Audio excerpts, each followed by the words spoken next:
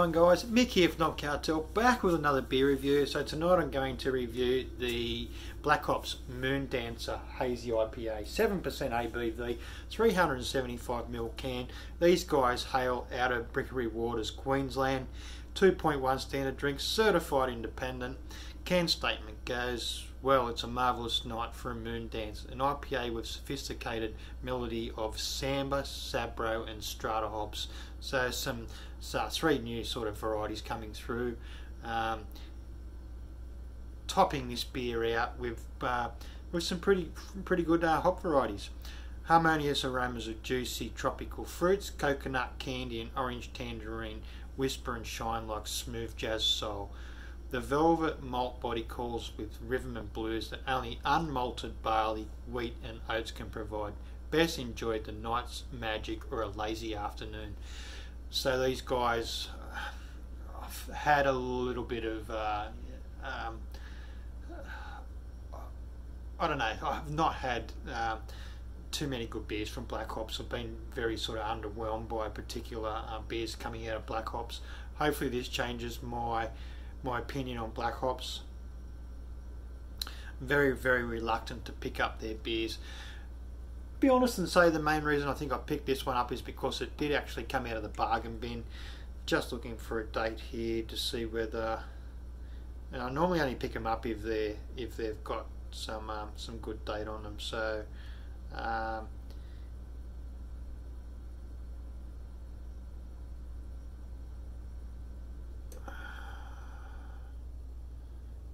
can't actually see that when it was packed. We've got 18th for this, 18th for the 7th, 18th for the 7th, 2020. Best before the 16th for the 12th, 20. I don't know if I'm reading that right, but if it is right, then it's relatively still relatively fresh and well within range of a hazy IPA. So 7%, 375ml can, the Moon Dancer from Black Hops. Let's see how this one goes. Pouring it up into the Pikes Oak Bank beer glass.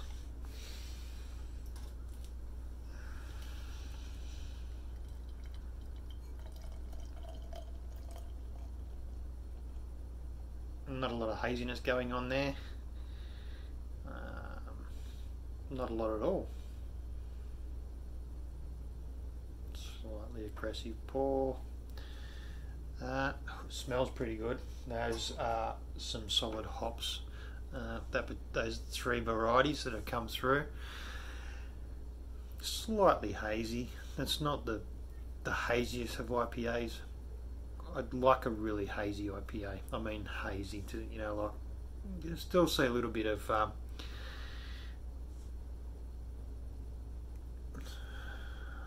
yeah, it's relatively hazy, I guess.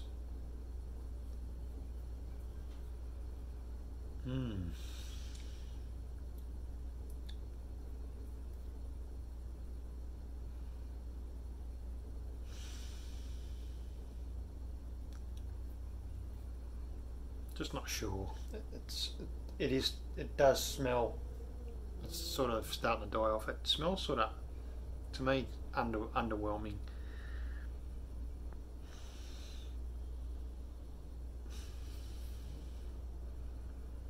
Very XPA-ish. Very sort of extra pale ale. Sort of aromas coming off that. Nothing too big.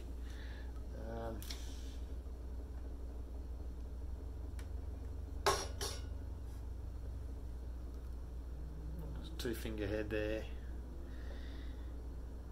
Nice slow carbonation, nice slow rising there. It is holding it relatively well. So here we go. Cheers.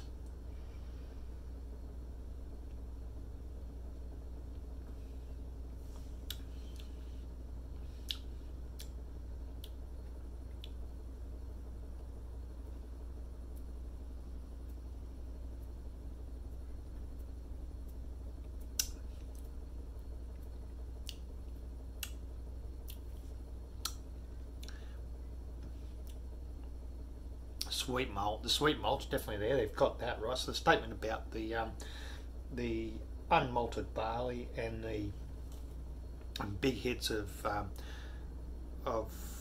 oats definitely comes through.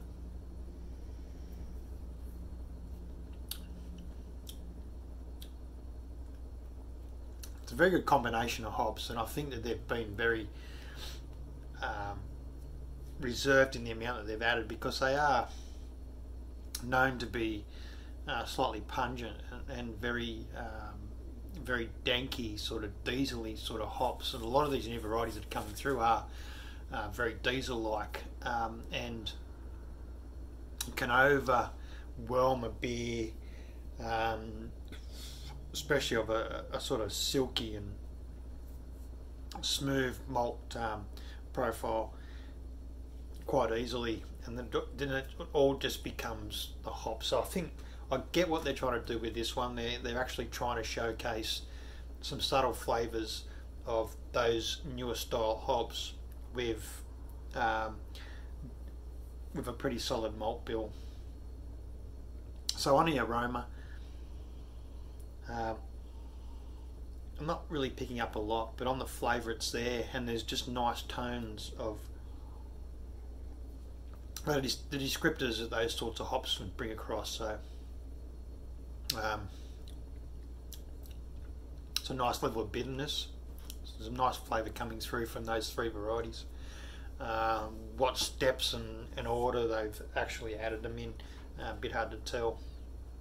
And they're all probably quite similar in aroma and flavour, being quite new and obviously crossbreed and new varieties of hops coming out.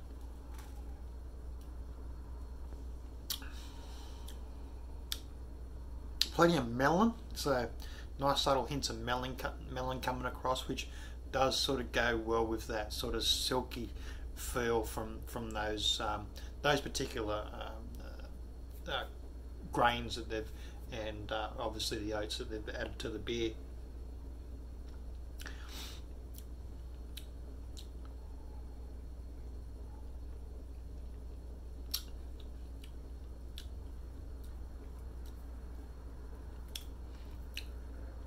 And what I'm picking up is mainly melon, so yeah, and quite sort of subtle, but comes across quite, I guess, very balanced in the way that the sweetness sort of carries that melon flavour quite well. Melons can be a bit bland in flavour as well, particularly sort of rock melons. Sort of how we explain rock melons. The flavour of that is smells really nice, but the flavour just doesn't carry well. I think that's why a lot of people sort of add a little bit of sugar to rock melon, especially when eating it from the skin of the melon itself, just to help accentuate the actual flavour of that melon. So that's why I think it works so well. Those particular descriptors coming from the hops and the sweetness of the malt bill works quite well. It's pretty much a session sort of flavour, but being at 7% probably doesn't present as a session beer, so not something that I can sit down and have a few, maybe a couple, but not a few of. Just doesn't sort of keep me coming back for more. Other than that, it's definitely more of a positive beer than I've had anything else I've had from Black Ops. Cheers.